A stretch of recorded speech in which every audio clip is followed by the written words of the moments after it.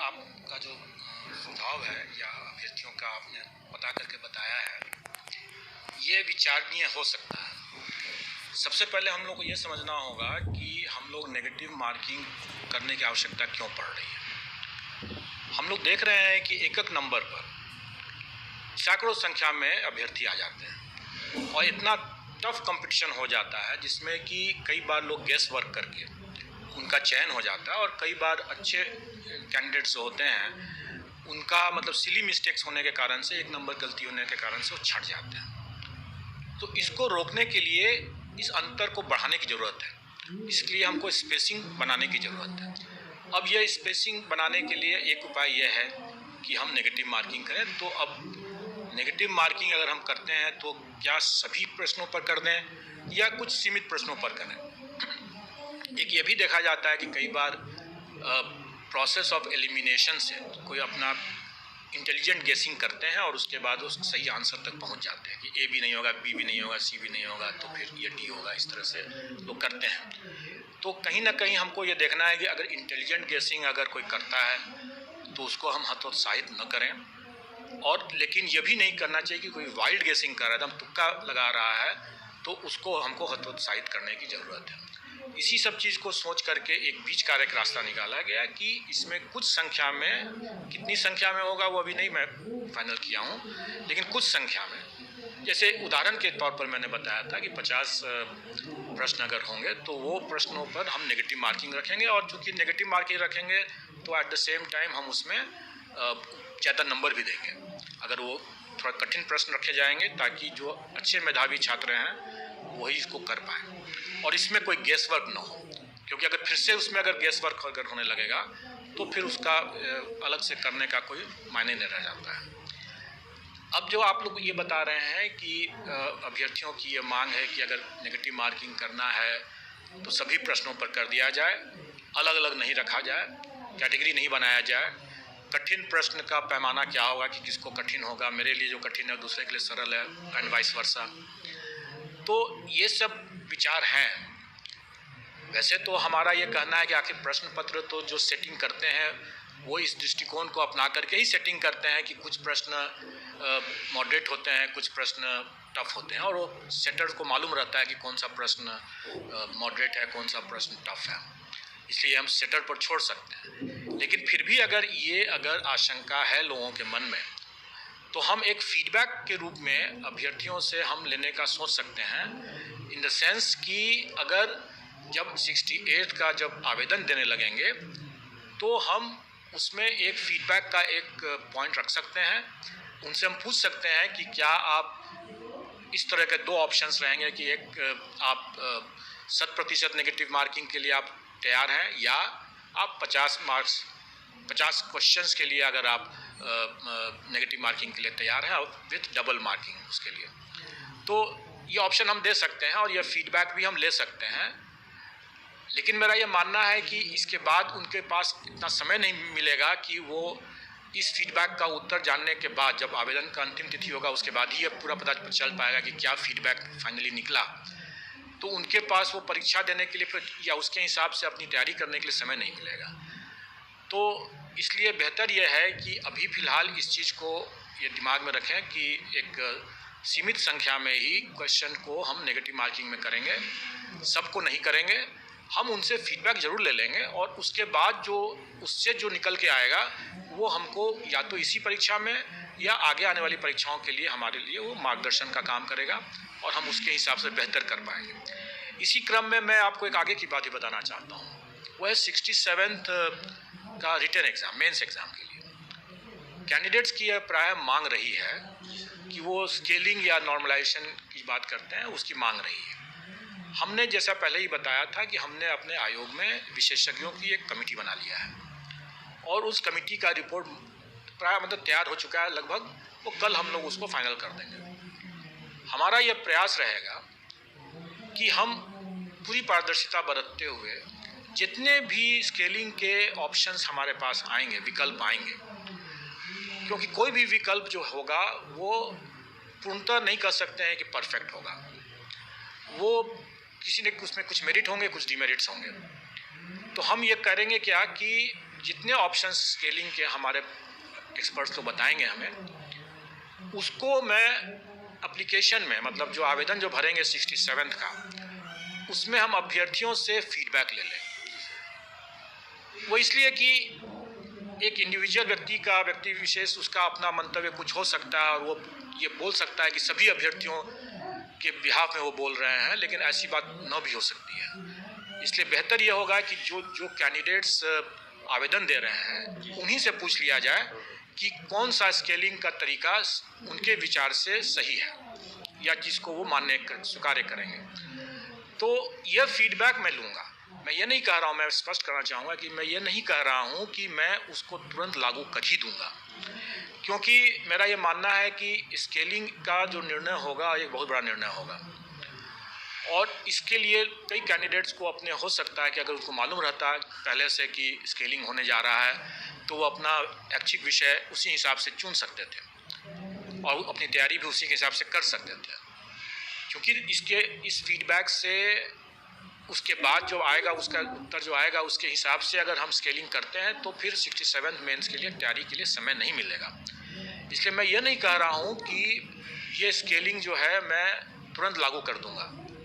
मैं ये कह रहा हूँ कि इससे जो अभ्यर्थियों से जो मुझे फीडबैक मिलेगा, अगर वो फीडबैक किसी एक विशेष ऑप्शन के लिए अगर अधिकांश लोग अगर बोल देते हैं कि नहीं ये इसी तरीक़ा से कर लीजिए और सब लोग उसको अगर स्वीकार करते हैं, अधिकांश लोग उसको स्वीकार करते हैं, तो मैं बता करके वैसा कर सकता हूँ। लेकिन अगर उसमें मुझे जो लगता है कि इसमें शायद ओपिनियन लोग का डिफरेंट होगा, कुछ लोग एक तरह से चाहेंगे, कुछ लोग दूसरे तरह से चाहेंगे, कुछ लोग नहीं चाहेंगे, तो उस पूरे चीज़ों को देख करके हम बेहतर स्थिति में रहेंगे, क्योंकि अभ्यर्थी लोग खुद बता रहे हैं हमें, तो हम बेहतर स्थिति में रहेंगे कि हम कोई भी निर्णय ले सकें और वो फिर समय और उस समय की परिस्थिति को देखते हुए वो निर्णय लिया जाएगा और जैसा भी निर्णय लिया जाएगा उसके लिए, उसको लागू करने के लिए पर्याप्त समय भी, अवसर भी अभ्यर्थियों को दिया जाएगा।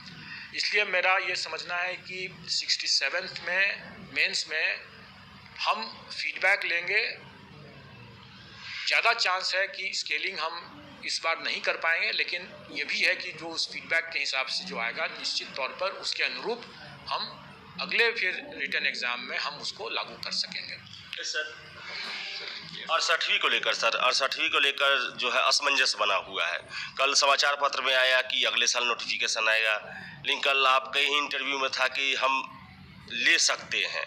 सर क्या वास्तु स्थिति क्या है? और फिर सर 68वीं में नए प्रयोग कर रहे हैं और 1 या 2 जनवरी को मेंस खत्म होगा सर 68वीं का और 8 जनवरी को पीटी हो जाएगा। इतना कम समय में छात्र जो है वो बड़ा ही परेशान है सर। देखिए, ये बात मेरे संज्ञान में आया है, अखबार में जो निकल गया है कि वैकेंसी जनवरी में आएगा और इसके बाद लोग अंदाज़ लगाने लगे कि हम उसको शिफ्ट कर देंगे और काफ़ी बाद में होगा। कोई कह रहा है कि मार्च में होगा, कोई कह रहा है मई में होगा। ऐसी अटकलबाजी गलत है।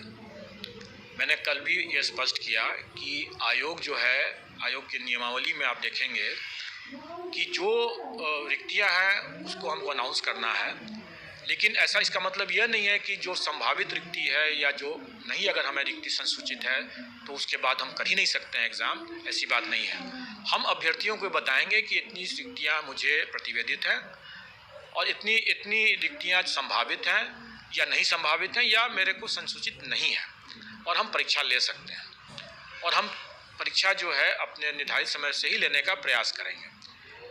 इसका मतलब ये हुआ कि जो हमारे कैलेंडर में अभी 68 का मेन ये पीटी है वो 8 जनवरी जैसे दिया हुआ है। लेकिन एक बात जैसे मतलब सामने में आया ही है, वो ये कि 67th पीटी में मैंने पाया कि कई अभ्यर्थी जो थे वो रेलवे प्लेटफॉर्म पर रात बिताए हैं। दूर दूर पर उनका सेंटर पड़ा और रेलवे प्लेटफॉर्म पर रात बिताए हैं। और कुछ लोगों का ये कहना है कि 8 जनवरी को स्वाभाविक है कि ठंड का समय रहेगा और उस ठंड के समय के कारण से उनको रात में प्लेटफॉर्म बिताना और फिर सुबह में एग्ज़ाम देना, वो कितना सही होगा कितना नहीं सही होगा, तनाव में है वो। दूसरा तनाव में ये भी है लोग कि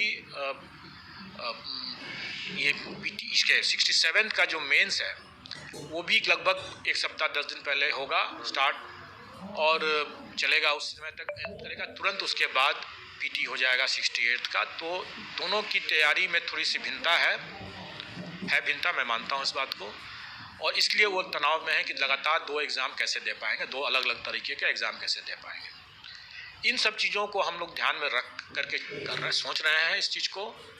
लेकिन मेरा ये सभी अभ्यर्थियों को ये संदेश होगा कि ये न सोचें कि हम इसको बहुत ज़्यादा इसको हम डिले करेंगे, पोस्टपोन करेंगे। वो नहीं होगा, क्योंकि आपने देखा होगा कि 67 पीटी के लिए भी जो तिथियों में जो परिवर्तन हुआ, तो थोड़े दिनों में परिवर्तन करके, लेकिन हम लोगों ने किया।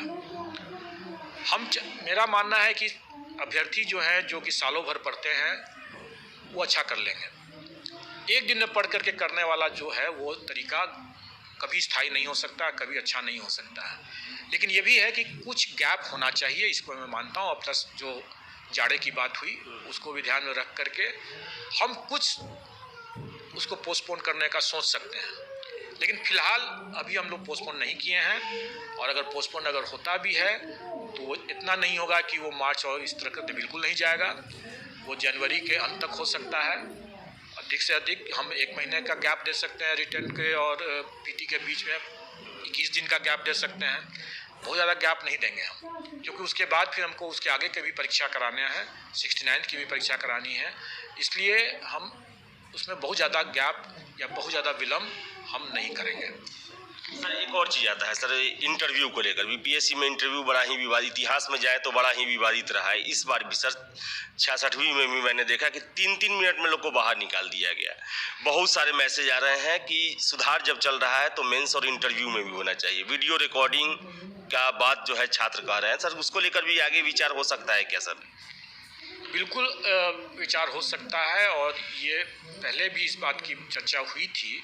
अभ्यर्थियों के और कुछ छात्र नेता भी आए थे, और उन लोगों ने भी इस बात की कहा था, और मैंने सोचा भी था कि इसको करें।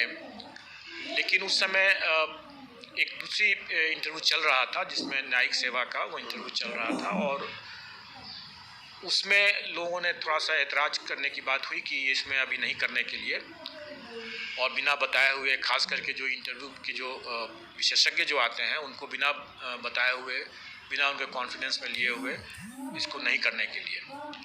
तो ये बात है मेरे दिमाग में, और मैं भी चाहूँगा कि ये बिल्कुल पारदर्शिता बरती जाए। और मेरा तो ये भी मानना है कि जिस तरीके से हम अपने आंसर शीट को अगर हम वेबसाइट पर डालते हैं, तो हम इंटरव्यू की प्रोसीडिंग को भी वेबसाइट पर तो नहीं, लेकिन क्योंकि बड़ा वॉल्यूम हो जाएगा उसका, अगर हम वो डाल सकें तो ये मेरे विचार हैं।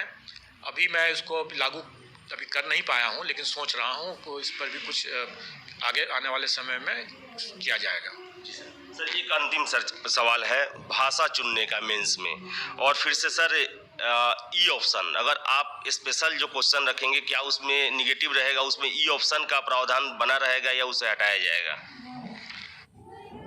देखिए, पहले मैं ई ऑप्शन की बात कर लेता हूँ। ई ऑप्शन किस परिस्थिति में लाया गया था, वो ये था कि कई बार क्वेश्चन सेटर जो हैं वो क्वेश्चन जो सेट करते हैं उसके बाद उसमें कुछ त्रुटि रह जाती है। इतनी बड़ी संख्या में क्वेश्चन सेट हो रहा है, और क्वेश्चन चूँकि वो सील्ड रहता है और यहाँ पर लीक ना हो इसलिए कोई उसको देख नहीं सकता है। उसको सील्ड कंडीशन में ही प्रिंटर को भेजते हैं, और सील्ड कंडीशन में ही वो वापस आता है। तो वो कभी भी हम लोगों को उसको देखने की नौबत नहीं आ पाती है जब तक कि वो परीक्षार्थी उसको देख नहीं लेते हैं। तो अब अगर उसमें अगर कोई त्रुटि हो जाती है, तो पास्ट में ये देखा गया था कि उस त्रुटि के कारण से वो पूरा वो क्वेश्चन या पूरा वो परीक्षा ही मतलब वो रद्द करने की स्थिति उत्पन्न हो जाती है। इसको ध्यान में रख करके ये डी ऑप्शन लाया गया, और ये ई ऑप्शन लाया गया। और ये ई ऑप्शन किसी भी तरीके से वो नेगेटिव मार्किंग या पॉजिटिव मार्किंग से उससे कोई इसका लिंक नहीं है। वो अपने आप में एक ऑप्शन है, जैसे आप ABCD ऑप्शन है वैसे ई ऑप्शन है। उसको इसको नेगेटिव मार्किंग से कोई लेना देना नहीं है, इसलिए वो रहेगा, इसमें कोई दो मत नहीं है। और भाषा चुनने की बात ये मांग रही है कि हम लोग जो आवेदन जब लेते हैं उस समय ही हम उससे भाषा ले लेते हैं कि किस भाषा में वो देंगे, तो अगर उनके 2-3 सब्जेक्ट्स हैं तो सभी सब्जेक्ट्स में वो भाषा फिक्स हो जाता है। और कई अभ्यर्थी ये चाहते हैं कि एक सब्जेक्ट में वो एक अंग्रेजी में दें और किसी और में हिंदी में देना चाहते हैं, तो वो नहीं कर पाते हैं। हमारा मानना है कि हम उनका भाषा का ज्ञान तो नहीं ले रहे हैं, हम उसको उसके सब्जेक्ट का ज्ञान हम चेक करते हैं। तो भाषा विषय को खाली छोड़ करके, मतलब कि अगर वो इंग्लिश, हिंदी या किसी भी लैंग्वेज विषय का अगर वो परीक्षा है तो उसको छोड़ करके बाकी कोई और दूसरे पेपर है तो उसमें हमको भाषा का हम ज्ञान नहीं, चूँकि हमको चेक करना है, इसलिए हम उसको छूट देंगे कि वो इंग्लिश में या हिंदी में से दोनों में से किसी को भी चूज कर सकता है और चुन लेगा वो। और उसमें वो एक सब्जेक्ट में वो एक भाषा का उपयोग कर सकता है और दूसरे पेपर में वो दूसरे भाषा का उपयोग कर सकता है, वो छूट रहेगा उसको। वीडियो अच्छा लगा हो तो चैनल को सब्सक्राइब करके बेल आइकन को दबा दें तथा वीडियो को लाइक, शेयर